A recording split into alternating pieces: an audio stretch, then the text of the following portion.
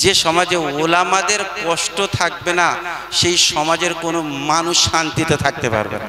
বাংলা বুঝতে পারলেন না? ও ভাই আপনারা বুঝতে পারছেন? ইমাম সাহেবের কান্না, আলিমের কান্না কত দামি আপনারা বুঝতে পারবেন না। আর তার মনের কষ্ট আল্লাহর আরশকে কাঁপিয়ে দিতে পারে। এই জন্য মাহবুব সাহেব যিনি এই মক্তবকে পরিচালনা করছেন, এই এলাকার যে সমস্ত জওয়ান যুবক ভাইয়েরা সহযোগিতা করছেন, সকলে আরও সহযোগিতা করুন। 1 লাখ, 1.5 লাখ, 50,000, 60,000 টাকা ইনকাম করে আমাদের কোনো জ্বলন হয় না, কোনো হাসাদ নেই, কোনো কষ্ট হয় না। একটা মৌলভী সাহেব যখন একটু কিছু বেশি পায় না তখন খুব জ্বলে। ইমাম সাহেবের মাইনে বাড়াতে গেলে বিসমিল্লাহির রহমানির রহিম আমাদেরকে খুব সংযত হতে হবে। ইসলামী শিক্ষার বাইরে কিছু নেই, ইসলামী শিক্ষা ছেড়েও কিছু নেই।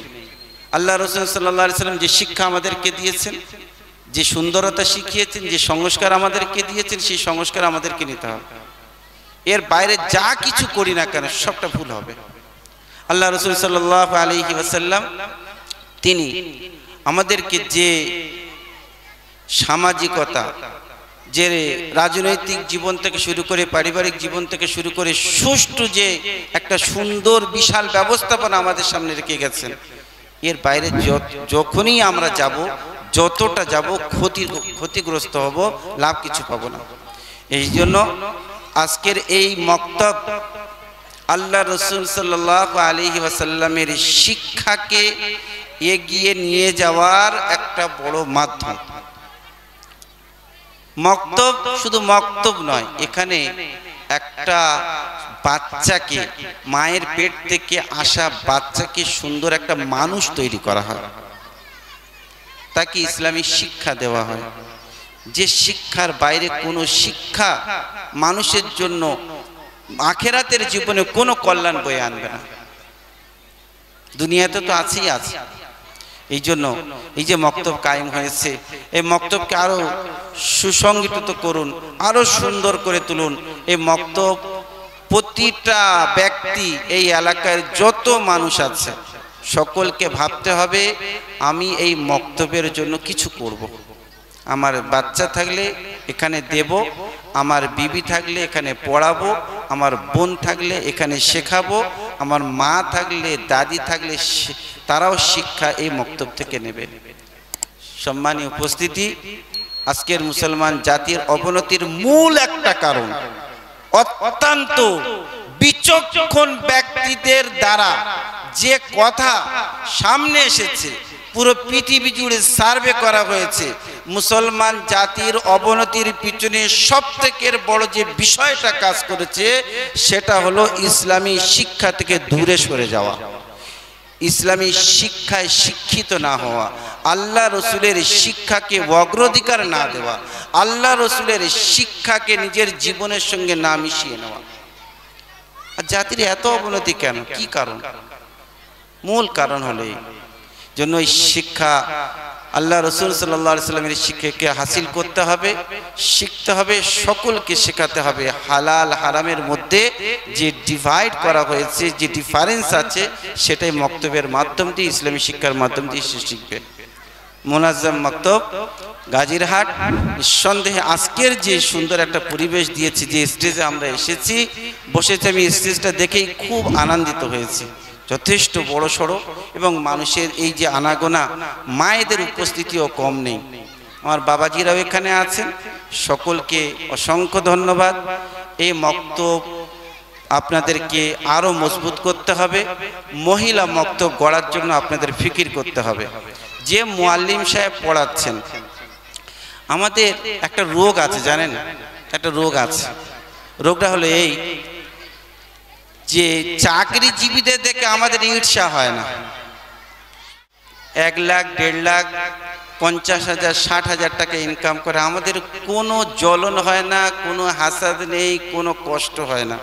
একটা মৌলভী সাহেব যখন একটু কিছু বেশি পায় না তখন খুব জ্বলে।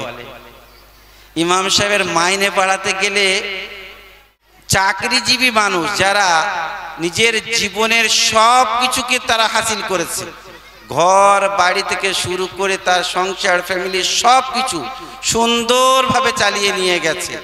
যে মানুষটার ইনকাম 70 থেকে 80,000 টাকা অথবা 1 লাখ টাকা বা 1 লাখ থেকে 1.5 লাখ টাকা, সেই মানুষটা মাসোয়ারায় বসে ইমাম সাহেবের মাইনে নিয়ে যখন আলোচনা হয় প্রথম ওই মানুষটা খোঁটা মারে, হ্যাঁ 500 টাকা বাড়িয়ে দেবে। কত বড় মাথার মধ্যে ভূত ঢুকে আছে মানে বলা যাবে না। যে সমাজে ওলামাদের কষ্ট থাকবে না সেই সমাজের কোনো মানুষ শান্তিতে থাকতে পারবে না। বাংলা বুঝতে পারলেন না? ও ভাই আপনারা বুঝতে পারছেন? যে সমাজে ওলামাদেরকে কষ্টে রাখা হবে, কষ্ট দেওয়া হবে, কষ্টে থাকবে, সেই সমাজে মানুষও শান্তিতে থাকবে না। আপনাদের ইমাম সাহেব আলহামদুলিল্লাহ খুব মেহনত করেন, তবলিগের শাল লাগানো সাথী, তবলিগের কাজেও যান। তিনি তানার উদ্যোগে এইখানে মক্তব কায়েম হয়েছে। ইমামতি একটা টাকা পায়, আবার মক্তব বাইজ একটা টাকা পায়, সেটা আলাদা খাটে মেহনত করে বলেই পায়। তাই নিয়ে আমাদের হিংসা হওয়ার কোনো জায়গা নেই। আরও সহযোগিতা করুন, তার সুখে দুঃখে আপনারা সাথ দেন। কি কষ্ট তার আছে সেগুলো দেখেন। সে রাতে উঠে 2 রাকাত নামাজ পড়ে আপনাদের জন্য কাঁদবে না? যে বাগান থেকে 4 কোটি পেয়ারা হতো ইনশাআল্লাহ 6 কোটি 8 কোটি পেয়ারা হবে ইনশাআল্লাহ। ইমাম সাহেবের কান্না, আলিমের কান্না কত দামি আপনারা বুঝতে পারবেন না। আর তার মনের কষ্ট আল্লাহর আরশকে কাঁপিয়ে দিতে পারে। এই জন্য মাহবুব সাহেব যিনি এই মক্তবকে পরিচালনা করছেন, এই এলাকার যে সমস্ত জওয়ান যুবক ভাইয়েরা সহযোগিতা করছেন, সকলে আরও সহযোগিতা করুন, তানাকে সাথে করে নিয়ে চলুন। মক্তবের যে সমস্ত কিছু সমস্যা সেগুলো নিঃসন্দেহে খুব আদবের সঙ্গে, ভদ্রতার সঙ্গে, নম্রতার সঙ্গে তানাকে বলবেন, জনে আসবেন, জনে মাশওয়ারাতে তুলবেন।